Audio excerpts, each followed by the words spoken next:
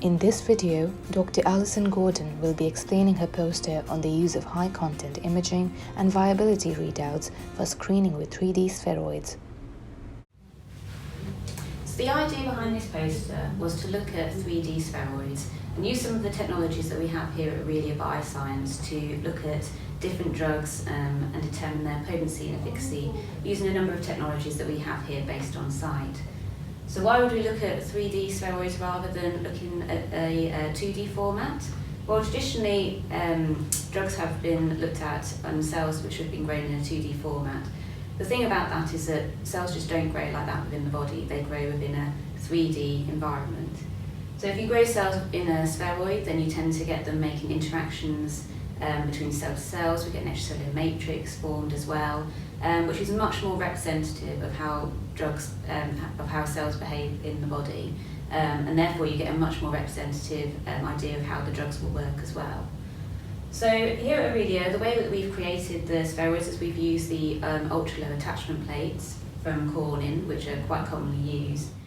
And the ultra-low attachment plates basically let the cells roll down and naturally form a spheroid using the cell's innate ability to form its different interactions.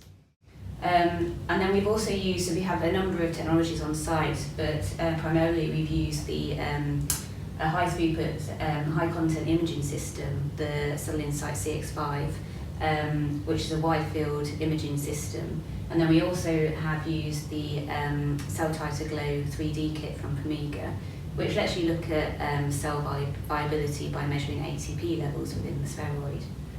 And we've based our poster on two cell lines. In particular, we've used the HCT116 cell line, which is a human colon carcinoma or cancer, and then also the U87 cell line, which is a human glioblastoma. And the main reason why we've used these cells is that they really readily form in lovely, nice tight spheroids, which are very easy to analyse on these systems. So in terms of methods, like I said, we grew both cell lines in a ultra-low attachment plate. These are 384 well plates. And we generally grow them in about 40 microlitres of medium and let them settle for about 4 days. And that allows the spheroids to form and compact down into those nice tight shapes that you'll see in the poster. Then after 4 days of growth, that's when we tend to add the drug treatments. And we do this in a 1:2 dilution, so you're not disturbing the spheroid at all. And then we leave them for an additional 4 days before we tend to take measurements, unless obviously we're taking a time course experiment. And then, as I mentioned before, in terms of how we looked at the spheroids and how the drugs worked, we used the Cell Titer Glow 3D kit from Promega. And this is a very simple kit to use. You add on the reagent, leave it to lyse the cells, and then measure the levels of ATP. And then in terms of looking, we also monitored the size of the spheroids and looked at how drugs affected the growth of the spheroids. And we also used a stain, a DRAC7 stain, which only stains dead cells, and monitored over time the effect that these drugs had. So in terms of results, at the top of the poster here we have the results we got with the Cell Titer Glow 3D. And like I said before, it's a measure of viability because it measures ATP. So we added on compounds 4 days after we'd plated out the cells and formed the spheroids. And we used a number of different compounds, nocardazole, paclitaxel, mitomycin C, WYE687, staurosporin and camptothecin. And all of these compounds reduced cellular viability in a dose-dependent manner. Although one thing that was noticeable was that not all of the compounds actually brought the ATP and viability levels back up to our untreated control. But we did get a nice range of potencies in this assay. So in the second part of the poster, we used a second instrument which we have at Aurelia Bioscience, which is the Cellular Insight CX5, which is a wide field imaging system. And basically using this system, we can image the spheroids really nicely, and we do this in a wide field situation. And then we're able to use the analysis which comes with the instrument, and we can draw a mask basically over the spheroid and then quantify its size and monitor its growth over a time course.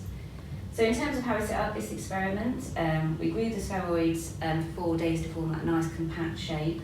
And then we added the drugs, which were exactly the same as the ones we've used throughout the poster. And then over time, we've basically monitored the growth of the spheroid to see how the drugs affected, and also we've used different concentrations of the drugs as well. So when the spheroids are untreated, they tend to grow over time, and you can see this in this graph here with the untreated spheroids here. When we add the compounds, we generally get a reduced growth, and this is quite easily monitored. We get nice dose response curves. So in this graph here at the end, we've got a detail of how this happens in terms of over time, and you can see that over time, at higher concentrations of cephalosporin, we don't get an increase in the spheroid size. And then on the left-hand side, we've got the graphs which show the two cell lines and how the different drugs work on those spheroids. So again, we're building up a bigger profile of how drugs work in terms of their potency in their spheroid forms. So in the last part of the poster, we used DRAC7, which is a nuclear stain which only stains dead cells. And we did this to monitor how the different drugs affected the spheroids. So in terms of how a spheroid generally grows, you tend to have a hypoxic core which is surrounded by replicating cells, which is what you can see here, with the DRAC7 stain in the middle and the replicating cells on the outside, which have been stained with calcine AM. And basically what you get in an untreated cell is an increase in the DRAC7 staining over time as that hypoxic core is formed. But with the addition of the compounds, the DRAC7 staining is increased with an increasing concentration of compound. And this is what we've been able to plot in a dose-dependent manner. And as you can see, where the controls should be, there actually isn't, in terms of how it compares to the drug treatments, the DRAC7 stain was much reduced. So again, we've managed to form dose response curves with these different compounds and look at the potency of the different drugs on spheroid viability. So in summary, we've been able to use 3 different screening technologies to look at spheroids at Aurelia Bioscience. Firstly, we've used the cell titer glow from Promega to look at cell viability, and we've managed to get dose response curves with all of the drugs that we've tested to give us varying potencies with the different drugs in each spheroid cell line.